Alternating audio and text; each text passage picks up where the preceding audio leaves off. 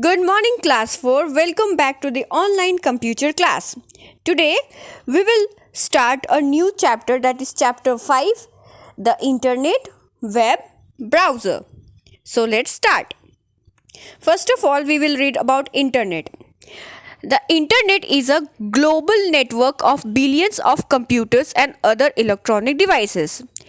Kids, you can now understand that the internet has become a very important part of our everyday life.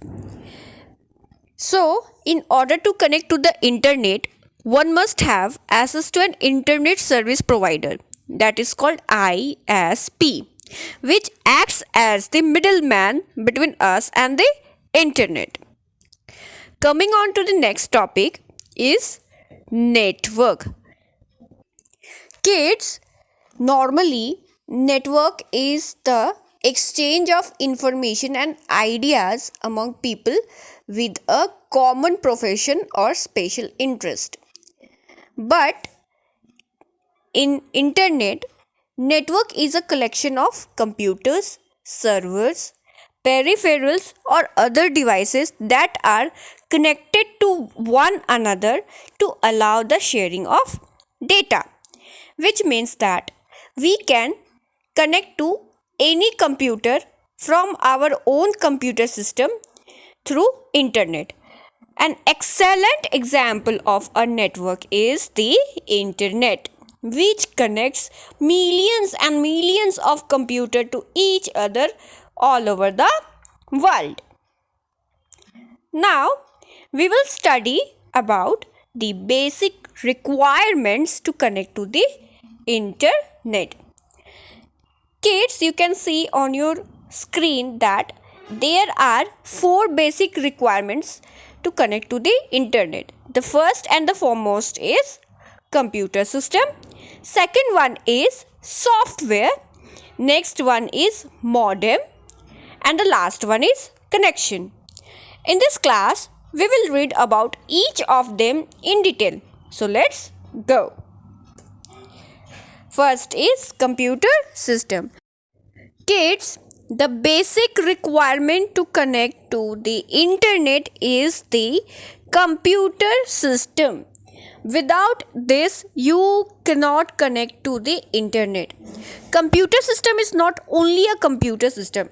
It may be a mobile phone, a palm top, or any other device which is should have a hardware. Okay, now in terms of computer system, kids, the minimum free space that is required in the hard disk is at least 200 MB. Okay, computer system that is to be connected to the internet should have multimedia technology that is much preferable for getting better performance.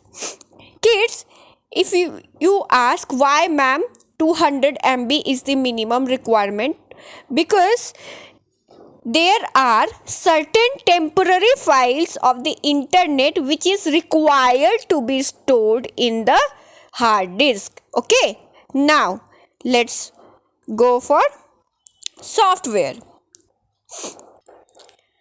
Kids, hardware alone cannot be used to connect to a computer to the internet. In fact, software plays a very vital role for this purpose. The computer that is connected to the internet should have a TCP IP.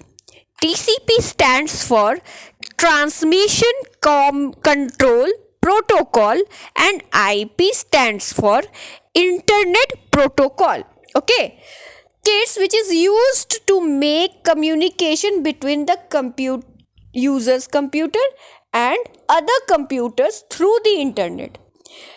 The essential software to connect the computer to the internet is web browser.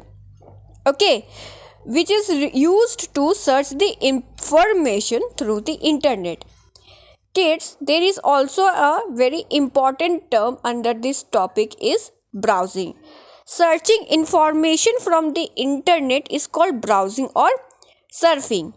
Kids, when you search something over the internet, suppose you searching about Mahatma Gandhi in internet through Google, then the information that you are searching over the internet is called browsing or surfing. Is that clear? Now, the most important requirement is modem. Kids, modem has a full form, that is modular and demodular. It is a very vital part of the internet connecting system. It converts the digital signal of our computer to the analog signals, and then the analog signals are passes through the telephone lines. When it passes through the telephone lines, it get connects to another modem, and that modem converts the analog signal of the telephone line to the digital signals, and then digital signals get connected to the other side's computer. Okay, you can see that there is a picture that is depicting the function of modem. First of all, kids, you are able to see a computer, and that is connected to a modem through digital signals. The digital signals are in red color. You are able to see that zigzag signals are digital signals. Okay, when the digital signals are getting connected to the modem releases analog signals. That green zigzag lines are analog signals. Analog signals are then connected to the poles which are having telephone lines. After getting passes through the telephone lines, the analog signals are then passes to the another modem which converts these green analog signals to the red digital signals, and these red digital signals are then connected to the final destination of the other side's computer. Okay, this is a very vital part of communication through modem. You have to very cautious about it. You have to read it through your book also. Okay, now we will learn the last requirement is connection. Kids, most common connection between a computer and the internet is done using normal telephone line, which is we called dial-up networking. Okay.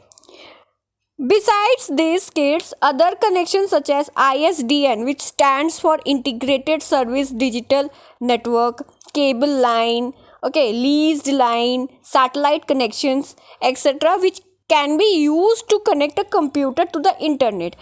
This type of internet access you choose will determine the type of modem you need.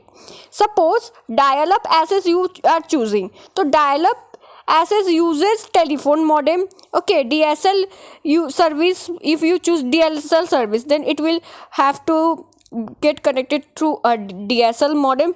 So likewise, if you choose satellite service, then you have to install a satellite adapter.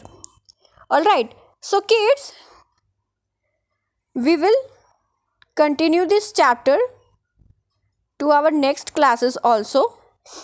Till then, bye bye, take care.